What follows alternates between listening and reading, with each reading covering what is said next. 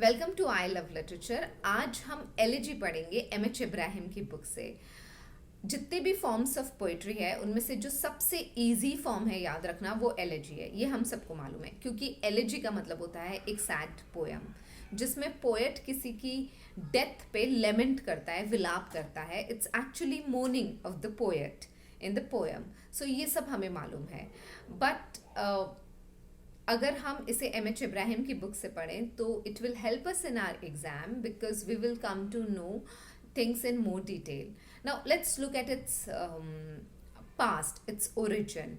हमें मालूम है कि एलिजी का ओरिजिन ग्रीक और रोमन लिटरेचर में है, लेकिन ग्रीक और रोमन लिटरेचर में किसी की डेथ पे लिखी गई पोएम ज़रूरी नहीं एलिजी होती थी, क्योंकि हमें मालूम है कि ओड भी ऐसे इंसान पे लिखी जाती है जहाँ पे किसी की डेथ हो गई है। The ode is also written on somebody who is no more and ode is also meditative and serious in its subject.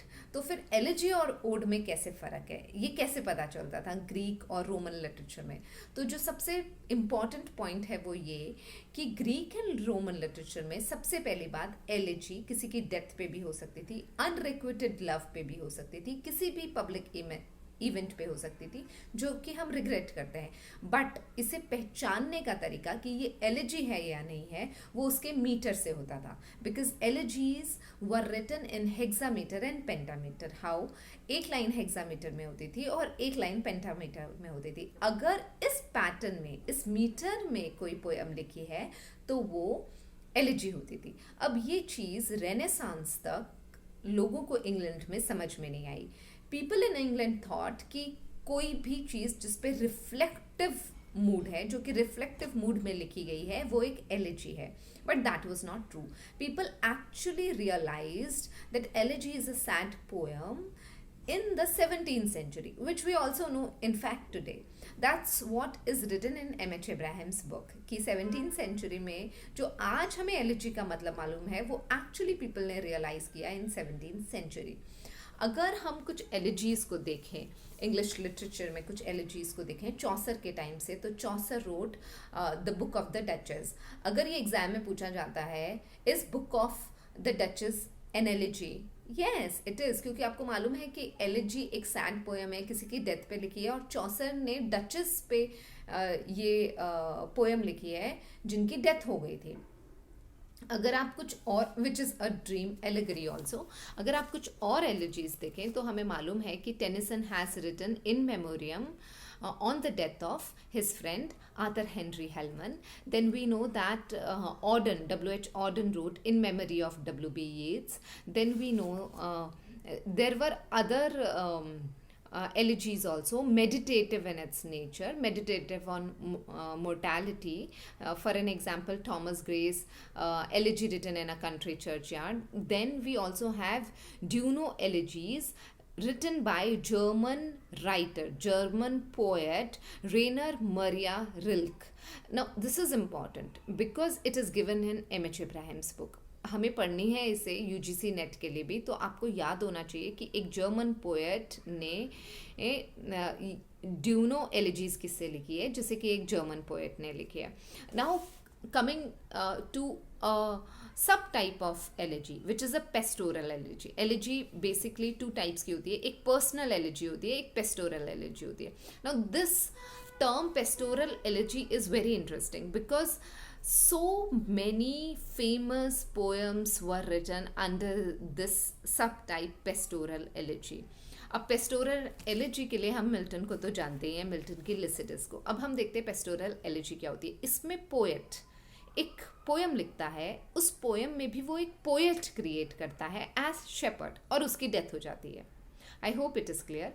एक पोएम है, उसमें एक पोएट, उसमें एक शेपर्ड है जो भी पोएट था और उसकी डेथ हो जाती है, और उसकी डेथ पे हमारा पोएट लेमेंट करता है। नाउ पेस्टोरल एलिजी का एक फॉर्म है। सबसे पहले पोएट उसे याद करता है, उस शेपर्ड को, ओके, फिर उसको एडमायर करता है, लेमेंट करता है याद करके, फिर उसको एडमायर करता है और लास्ट में अपने आप को कंसोल करता है। So this is theme. This is how a pastoral elegy is written. Now, other than that, अगर आप पूछें कि पेस्टोरल एलिजी किसने सबसे पहले लिखी थी या इसका ओरिजिन कहाँ है, तो it was originated by Theocritus. ये याद रखना हमें बहुत ज़रूरी है, who was a Greek poet.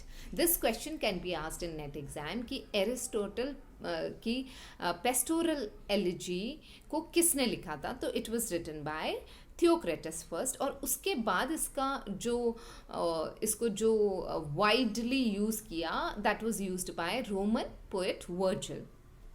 Now, we know a few of very famous pastoral elegies. For an example, Spenser's Astrophel, written on the death of Sir Philip Sidney. Then we have this Milton's Lycidas, written on the death of King Edward, who was his friend. Then we have Shelley's Adonis, written on Keats, and also Arnold's Tiresias, which is also a very very important elegy. Matthew Arnold's Tiresias. अब जब हम Lycidas देखते हैं, Milton की Lycidas देखते हैं, तो उसमें से हमें कुछ कैरेक्टरिस्टिक्स के बारे में मालूम पड़ता है एलिजी के, और वो एग्जाम्स में पूछे जा सकते हैं. सबसे पहला तो ये कि एलिजी में, एक पैस्टोरल एलिजी में एक म्यूज़ होती है जिसे पोएट इन्वोक करता है. Okay, so the point is the lyric speaker begins by invoking the muse and goes on to make frequent references to other figures of Greek mythology. तो Greek mythology का भी हमें यहाँ पे बहुत ज़्यादा रेफरेंस मिलता है. उसके बाद दूसरी चीज़ ये है कि the entire nature, all nature joins in mourning the shepherd's death. पूरा nature lament करता है. That's why it is pastoral in its nature. The third point given by M.H. Abraham is the mourner charges with negligence the nymph and other guardians of the dead shepherd. तो जो poet होता है वो निम्फ्स को blame करता है, उनको condemn करता है, उनको चार्ज करता है कि you don't even know that shepherd is dead, shepherd is no more. उसके बाद there is a procession of appropriate mourners. जो मोनर्स हैं वो एक प्रोसेशन निकालते हैं जिसमें वो लेमेंट करते हैं शेपर्ड की डेथ को. उसके बाद the poet raises question about the justice of fate.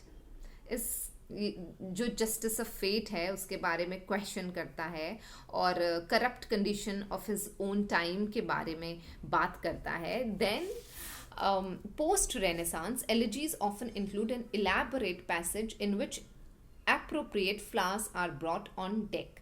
So that also happens कि flowers deck पे लाए जाते हैं, और लास्ट में कंसोलेशन होता है. This is what I have already told you कि एक एलिजी के अंदर सबसे पहले लेमेंट करता है पोएट, फिर प्रेज करता है शेपर्ड को, और लास्ट में उसे अपने आप को वो कंसोल करता है. So that's all about elegy. So if you are asked in an interview what is an elegy, what will you से?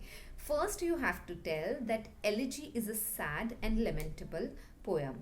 But in English, it differs from its Greek origin, because in Greek origin, any poem which was written in hexameter and pentameter alternatively were known as elegy, irrespective of its subject. It could have any subject. It could have death of any personality, or it could have defeat in some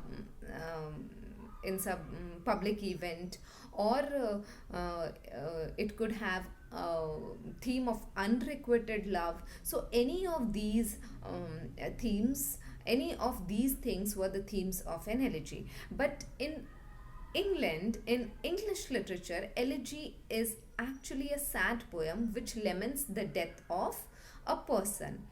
And one of the subtypes of elegy is pastoral elegy, which is very famous in English literature. And one of the most famous elegies, pastoral elegies, is Milton's Lycidas, in which we come to know which are the important characteristics of elegy. The first characteristic is it actually invokes muse, and then it also gives reference to other Greek mythological figures. Then the second is the entire nature laments the death of the shepherd. The third characteristic is the poet charges nymphs and the guardians of the negligence of shepherd's death. And then the poet questions the fate of justice, and after that we realize that the poet also consoles himself. So these are some of the characteristics of pastoral elegy. Thank you for listening. Keep watching I Love Literature.